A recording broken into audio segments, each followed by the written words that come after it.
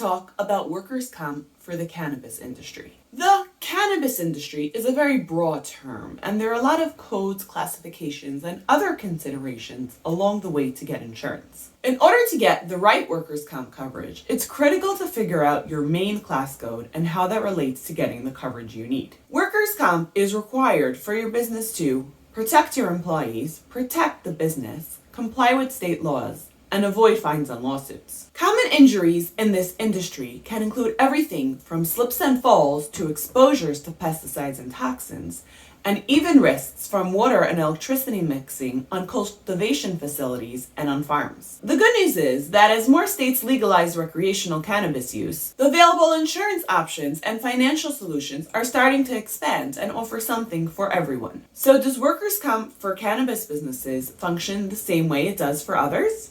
Absolutely, yes, it does. Understanding guidelines, laws, and classification codes are key to making sure you get the right policy for your business. No matter what state you live in, you will have to read up on workers' comp laws to make sure you have the right policy and right types of coverage for your business. Now let's talk about the different types of businesses and their classification codes in the cannabis industry. There are several different businesses involved in the cannabis production and sale journey. These include farms and cultivation facilities, processing plants, retail and wholesale distribution, and more. Every business has a role and needs to play its part accordingly. The coverage needed will vary from one business to the next. The most common business types listed in this industry include cultivation, laboratory testing, manufacturing and processing, distribution, dispensaries, packaging, accessories, construction to build new cannabis operations,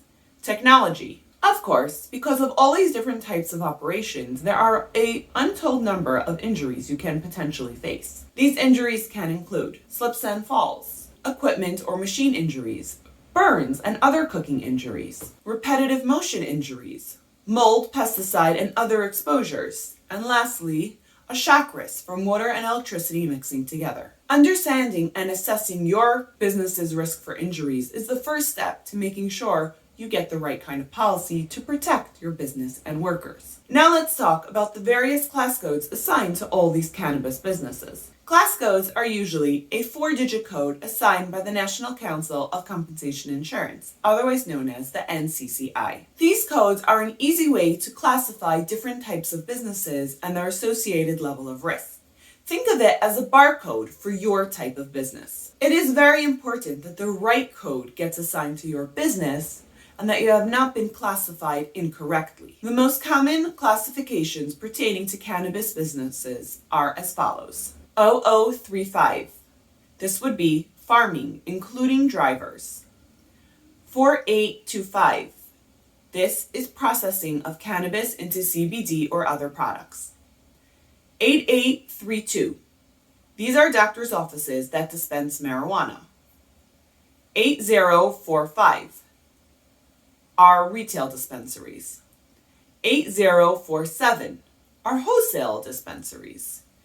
0037 is field hemp farming. In addition to the actual classifications, it's important to pay attention to the exemptions. Often, people misclassify their business because they don't realize that the details have so many particulars. In most cases, a standard marijuana retail store will be classified under the code 8045. In some states, however, when it's listed as a dispensing pharmacy, it can be classified under the code 8017 instead. This is an important distinction in the cannabis industry, and if you're supposed to be classified under the other code and you are not, it will make an issue for you at audit. On the same note, some cannabis processors will choose code 4611, which is the code used when mixing compounds into medicine. However, when CBD or THC are involved, they're always classified under the 4825 code.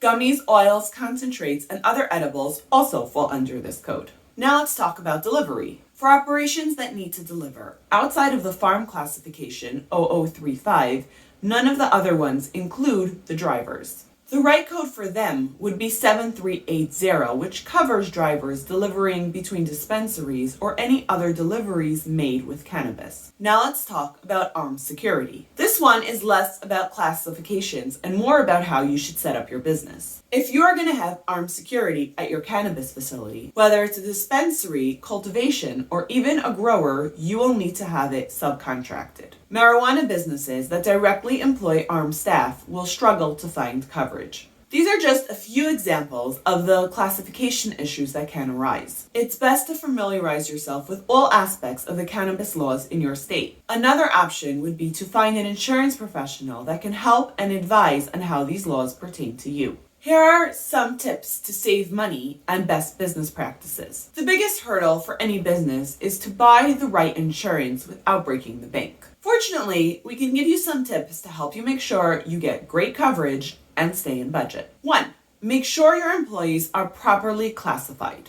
If they are misclassified, you can be paying a higher amount than you should be for them, and this will increase your bill. Number 2, make sure you don't underestimate payroll or you'll have to pay the difference as a chunk of change at audit. Number 3, make sure you report every incident to the insurance company right away so they have a record of it.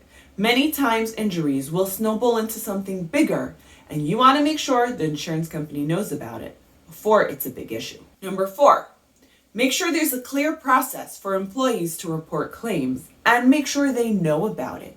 The best processes hidden in a drawer somewhere are not going to help your employees. Number 5, work with a dedicated insurance professional who knows these laws. Many times little tweaks, somewhere minor, can add up to a lot of change at the end of the day. Ensuring your cannabis operation is essential to safe legal operation in your state. You can usually get certificates of insurance a lot quicker than you think, so even if you've waited for the last second, it's not too late for you to get the right coverage. So, how can you find the right agents to get you a good insurance policy? The truth is that since cannabis is such a new business, the market is still a bit limited, but there are many people out there that have the knowledge to help you. When you work with us at Kickstand Insurance, you'll have access to a team that will review your online quote, adjust it to make sure it's exactly what you need, and make sure you are getting the proper coverage for your type of business. We'll even see if you are eligible for any discounts or savings so you can get coverage without breaking the bank. Head to kickstandinsurance.com and start your instant quote to learn more. Good luck! Remember to like and subscribe for more business and insurance tips. See you next time!